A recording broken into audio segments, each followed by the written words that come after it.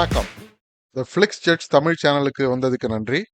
இந்திய மற்றும் உலக மொழிகளில் உள்ள படம் மற்றும் சீரியல்ஸை அலசி ஆராய்ஞ்சி அக்குவேர் ஆணிவேர் ஆக்கி பார்க்கலாமா வேணாமான்னு நீங்க முடிவு பண்றதுக்கு ஒரு ரேட்டிங் கொடுக்கறது தான் என்னுடைய வேலை. வாங்க இன்னைய வீடியோக்குள்ள போகலாம். இன்னைக்கு நாம பார்க்க போறது டிஸ்னி பிளஸ் ஹாட் ஸ்டார்ல ஓடிட்டு இருக்கிற வெப் சீரிஸ் லுட்டேரே. மொத்தம் 8 எபிசோடு, 45 நிமிஷம் கிட்டத்தட்ட ஒவ்வொரு எபிசோடும். ஹிந்தி ஒரிஜினல். இது தமிழ் மற்றும் இதர இந்திய மொழிகளில் டப்பிங்கில் அவைலபிளாக இருக்கு. சீரியலோட டைரக்டர் ஜெய் மேத்தா. லுட்டேரே ஒரு கிரைம் ஆக்ஷன் ட்ராமான்னு சொல்லலாம். விக்ராந்த் காந்தி சோமாலியாவில் செட்டில் ஆகிருக்கிற ஒரு பிசினஸ் மேன். இவருக்கு ஒரு மனைவி மற்றும் மகன் உண்டு. இவர் சோமாலியாவோட மெயின் போர்ட்டான மொகாடிஷு போர்ட்டோட பிரசிடென்ட் கூட. பல ஸ்மக்லிங் மற்றும் இல்லீகல் காரியங்களில் வேற ஈடுபட்டிருக்காரு. பெரிய சாம்ராஜ்யத்தோட கொடி கட்டி ஆண்டுகிட்டு இருக்கிற இவருக்கு இப்போ பல பிரச்சனைகள் ஏற்படுது. முதல் பெரிய பிரச்சனை, இவரோட போட்டியாளர்கள் இவரோட போர்ட் பிரசிடென்ட் போஸ்ட்டுக்கு டார்கெட் பண்ணுறாங்க. அவங்க எல்லாருமே இந்த லோக்கல் ஆப்பிரிக்கன் இனத்தை சேர்ந்தவங்க. என்னதான் இவரும் இவர் குடும்பமும் அங்கேயே பிறந்து வளர்ந்துருந்தாலும் இவர் வேற இனத்தை சேர்ந்தவருங்கிறதுனால மற்றவங்க கொஞ்சம் கொஞ்சமாக இவரை கவுக்க பார்க்குறாங்க. சோமாலியாவில் பெரிய அரசியல் பிரச்சனைகளும் ஓடிட்டு இருக்கு. ஒரு தீவிரவாத கூட்டம் வேற ஆட்சியை பிடிக்கிறதுக்கு ட்ரை பண்றது. இந்த கன்ஃபியூஷன்ஸ்ல இவரை மாதிரி வெளி ஆட்களுக்கு பல பிரச்சனைகள் ஏற்படுது. இந்த சுச்சுவேஷன்ஸ்லேருந்து வெளியே வரத்துக்கு இவர் போடுற பிளான்ல பல குளறுபடிகள் ஏற்பட்டு இவரோட கார்கோ இருக்கிற ஒரு ஷிப்பு சோமாலி பைரேட்ஸ் ஹைஜாக் செஞ்சிடறாங்க. ஷிப்போட ஓனர்ஸ் மற்றும் க்ரூ எல்லாருமே மோஸ்ட்லி இந்தியன்ஸ் தான். பைரேட்ஸ்னால ஷிப்போட கேப்டன் மற்றும் க்ரூ மெம்பர்ஸ்க்கு பல பிரச்சனைகள் ஏற்படுது. இதுக்கு நடுவில் தன்னுடைய கார்கோவை அந்த ஷிப்லேருந்து மீட்கிறதுக்கு விக்ராந்த் ட்ரை பண்ணுறாரு.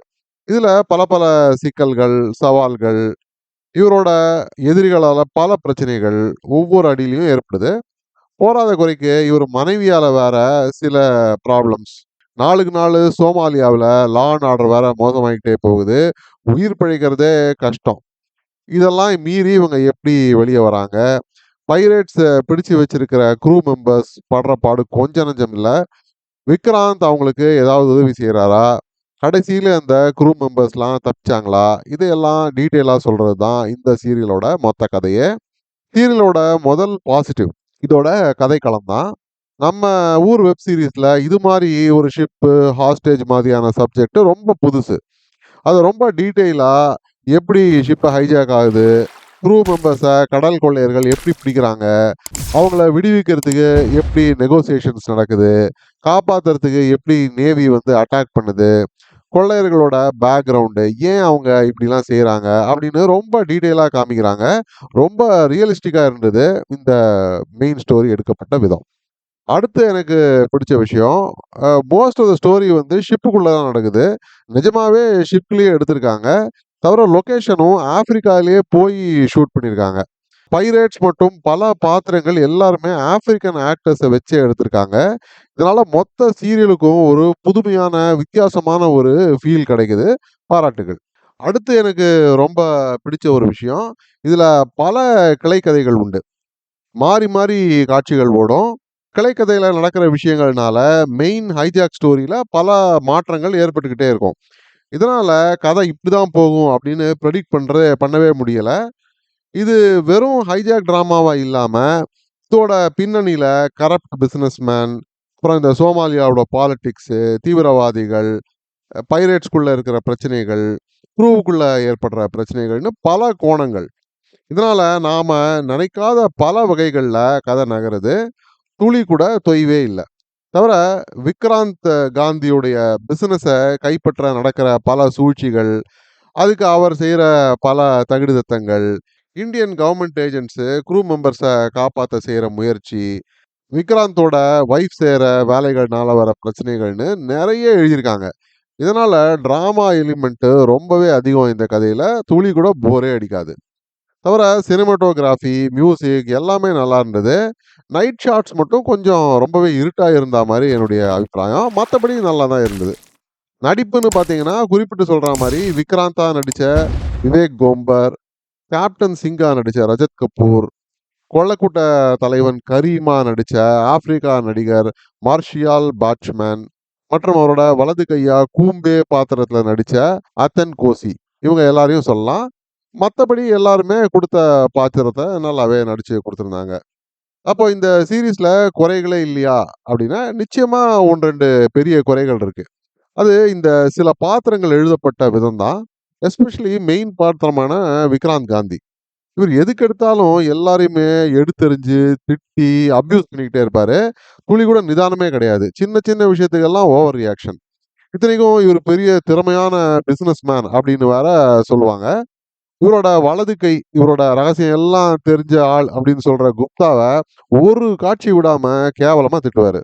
இது தவிர இவருடைய பிசினஸ் ரைவல் போலீஸ் சீஃப், ஏன் ஒரு தீவிரவாதியை கூட இவர் விட்டு வைக்க மாட்டாரு. ஏன் இப்படி எல்லா காட்சியிலையும் கத்தி கூச்சல் போடுற மாதிரி எழுதியிருக்காங்கன்னு எனக்கு புரியவே இல்லை. இவரோட ஒய்ஃப் செய்கிற செயல்கள், அவங்களோட ரியாக்ஷன்ஸ் இதை விட மோசம். அதே மாதிரி கேப்டன் சிங் தேவையே இல்லாத இந்த பைரேட்ஸ் எதிர்த்து ஒரு முயற்சி எடுப்பாரு, ஒரு விதமான பிளானிங்கும் இல்லாம. இந்த சொதப்பல்கள்லாம் பார்த்தா உங்களுக்கே தெரியும். இது மாதிரி பல பிரச்சனைகளும் இந்த சீரியலோட லெவலை ரொம்பவே குறைச்சிடுது. இன்னொரு பெரிய பிரச்சனை என்னன்னா, அது வந்து ஹாட் ஸ்டாரால வந்தது. ஆல் எபிசோட்ஸ் அவுட் அப்படின்னு அவங்க போனதை நம்பி நானும் இதை பார்த்தேன். ஆனா கடைசி எபிசோடு பார்த்ததுக்கு அப்புறம் தான் தெரியுது, மெயின் ஸ்டோரி, கலைக்கதை எதுவுமே முடியல. ஷிப்போட க்ரூக்கு என்ன ஆச்சுன்னு கூட நமக்கு தெரியல. எல்லாமே தொங்கல்ல விடுற மாதிரி இந்த கிளிஃப் ஹேங்கர் எண்டிங் அந்த மாதிரி முடிச்சிட்டாங்க. ரொம்பவே டிசப்பாயிண்டிங். கிட்டத்தட்ட 6 மணி நேரம் ஸ்பெண்ட் பண்ணியும் ஒரு முடிவு தெரியாத சீரியல் இது. இது என்னை பொறுத்த வரைக்கும் ஒரு பெரிய நெகட்டிவ் தான். சரி, அப்போ இந்த சீரியலை பார்க்கலாமா வேணாமான்னா, கிளிஃப் ஹேங்கர் எண்டிங் உங்களுக்கு ஒரு பிரச்சனை இல்லைன்னா கண்டிப்பாக நீங்கள் இந்த சீரியலை பார்க்கலாம். புதுமையான கதைக்களம், நல்ல ஒரு ட்ராமா, வித்தியாசமான பாத்திரங்கள், வேகமாக நகர்ற மாதிரியான காட்சிகள், நல்லாவே பொழுது போகும். குடும்பத்தோட பார்க்கலாம். கொஞ்சம் ஆனால் வயலன்ஸு, சில இன்டென்ஸ் காட்சிகள் இதெல்லாம் சின்ன பசங்களுக்கு செட் ஆகாது.